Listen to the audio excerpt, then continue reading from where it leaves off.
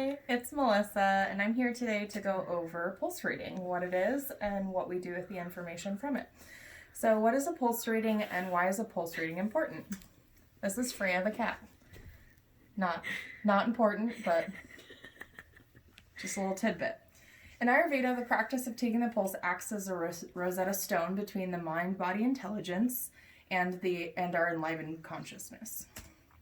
The body is a widely complex unit full of dynamism. In Ayurveda, we use the pulse reading technique to understand what the body is expressing through the pulse, reading of the pulse with our fingertips to better understand how to bring sama or balance into our body's intelligences.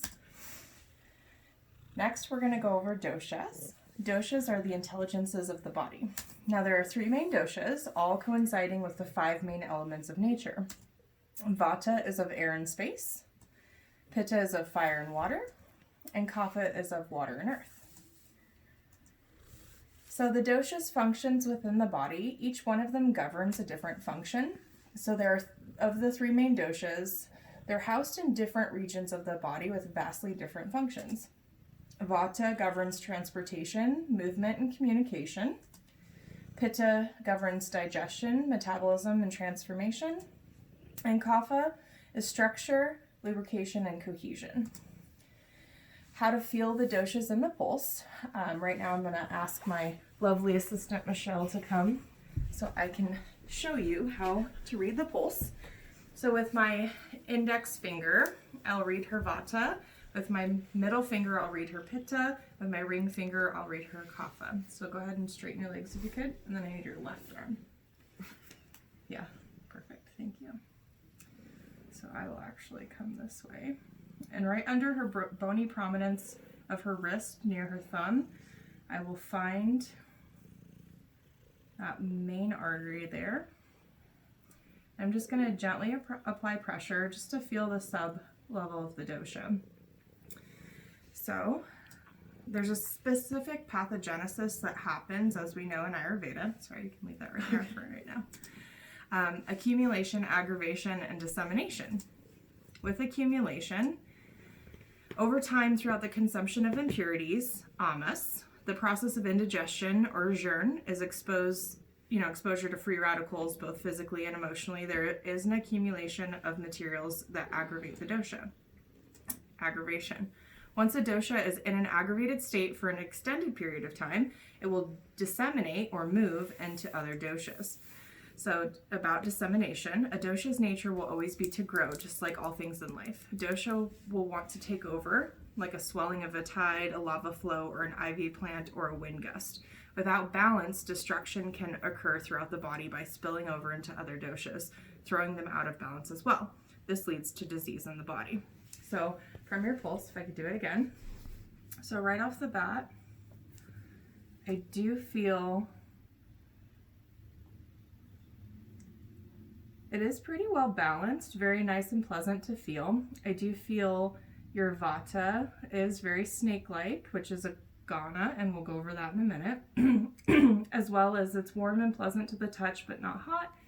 And the pace seems good, so you have a very strong, balanced dosha just from the level of the sub-dosha that I'm reading. Thank you, Michelle. The concept of indigestion in the Western world can usually be described as heartburn. That's what we say when we have indigestion or acid reflux type symptoms. But in Ayurveda, we know it to be more of a literal term, like the inability to digest. So when we say indigestion, it literally means we cannot digest what we're bringing in. This can be beyond the scope of food and into other areas like toxins that we take in through our air, through our water, through our skin, or emotional things that we cannot digest that have an effect on our bodies as well. This is called a jeûn. Amas in Ayurveda is the impurities that build up. So the Agni was unable to digest things and it left with amas. The accumulation of amas is a side effect of a jeûn. An unbalanced body leads to amas. With the inability to release amas comes more issues like aggravated doshas. Samas and ojas are 2 terms we'll go over next.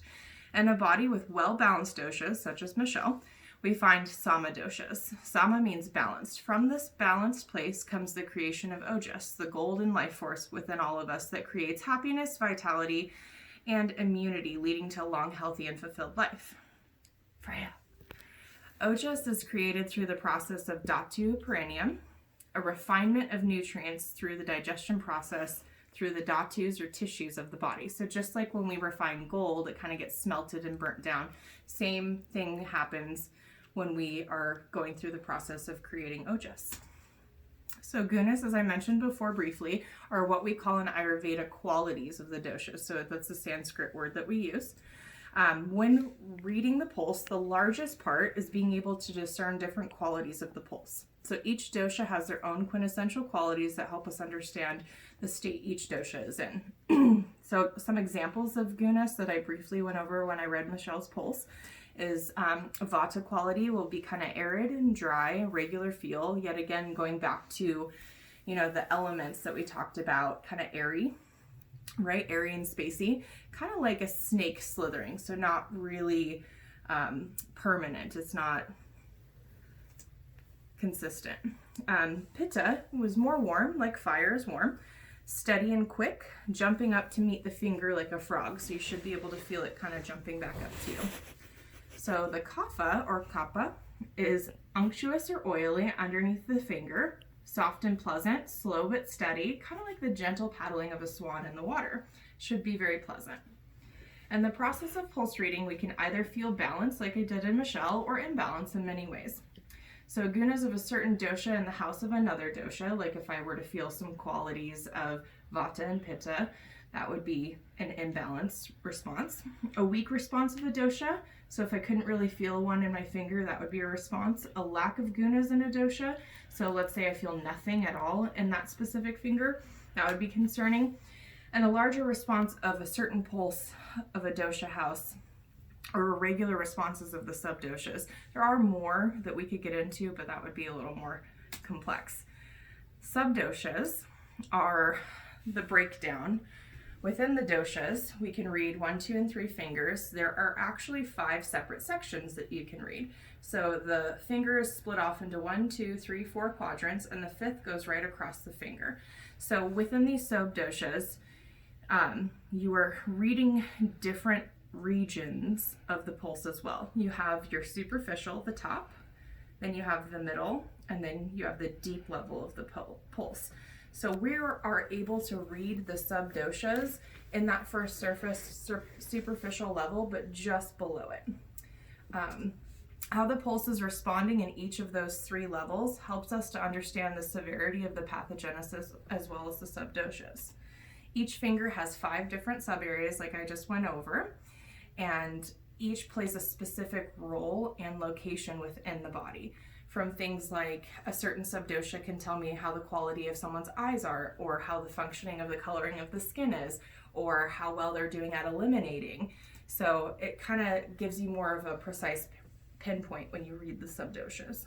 So bringing in the balance, we are constantly bringing in materials that aggravate our doshas. Through the technique of the pulse reading, Ayurvedic consultants are able to understand what each client needs, suggesting dietary regimens and more to bring solace to everyone. The sea of consciousness, just like in transcendental meditation, our bodies have their own enlivened consciousness. When you delve deep enough into the dynamic silence, a lot can be learned from within. Transcendence. Ayurvedic consultants practice transcendental meditation twice daily. This is a technique that allows us to travel beyond a wakeful state and into deeper levels of consciousness, arriving at the ultimate source of thought. Within this experience, within our own consciousness, from our own personal practice, we can better understand what your body says through the pulse when we work with you. Transcendence eliminates stress as it comes up, as well as erases the mental ajurn and amas we come into contact with in daily life. If you're interested on more information on transcendental meditation and its benefits, you can visit the website www.tm.org. Thank you.